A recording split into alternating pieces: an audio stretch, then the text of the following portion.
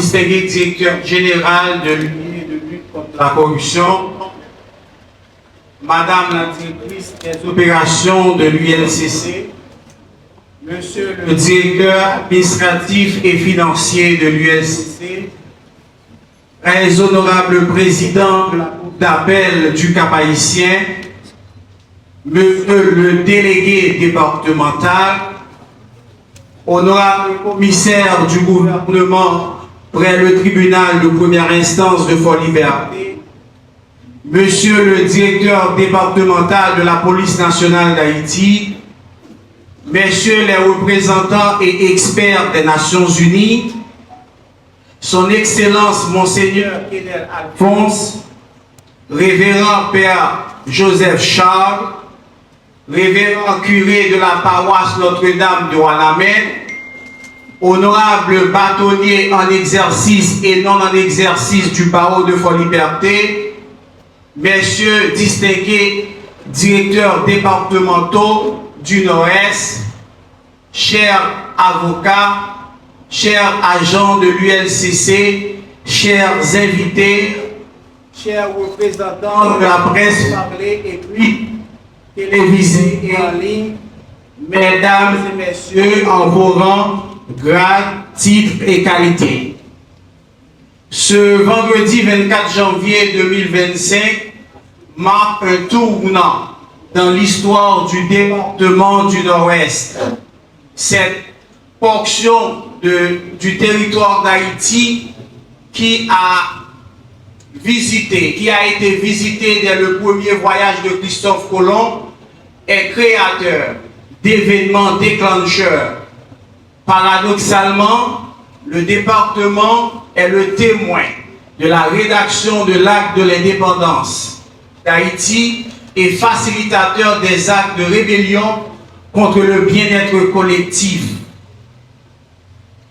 De la lecture des annales de l'histoire, nous distinguons ceux qui écrivent l'histoire du passé et ceux qui font l'histoire.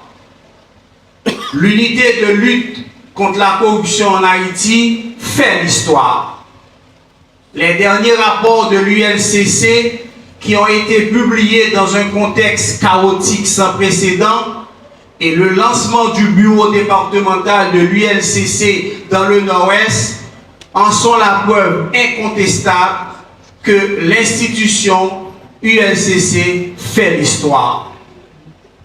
Là où les gens pleurnichent, l'ULCC prend le risque.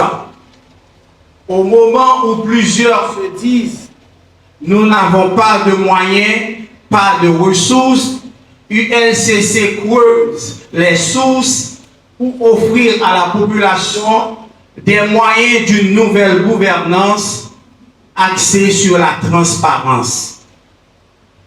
L'ouverture de ce bureau départemental de l'ULCC incarne une avancée concrète dans la lutte pour une gouvernance transparente et éthique. À travers ses rapports audacieux et ses initiatives, l'ULCC s'impose comme une institution qui écrit l'histoire. Là où d'autres parlent des obstacles, l'ULCC identifie des opportunités et agit pour promouvoir la transparence. Cependant, force est de constater que nous vivons dans une époque où les valeurs s'érodent,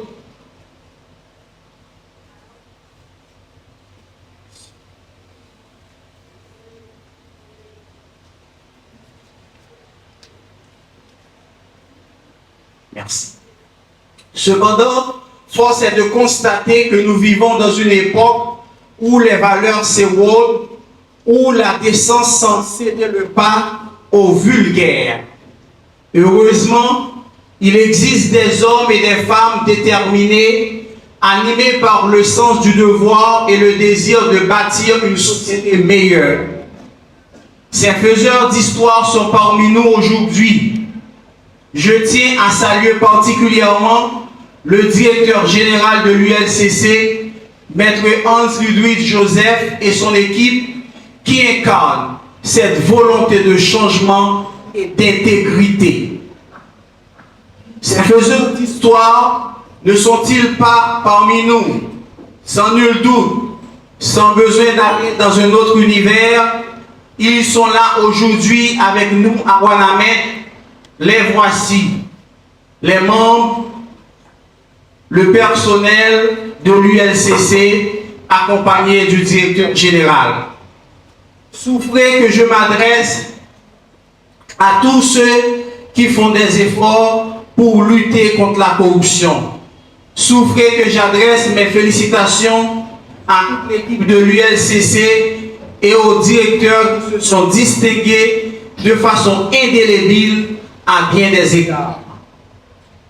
À présent, l'heure n'est pas au discours long et irritant, mais à l'action et au résultat.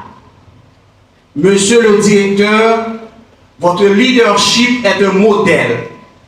Vos efforts ont déjà produit des résultats notables.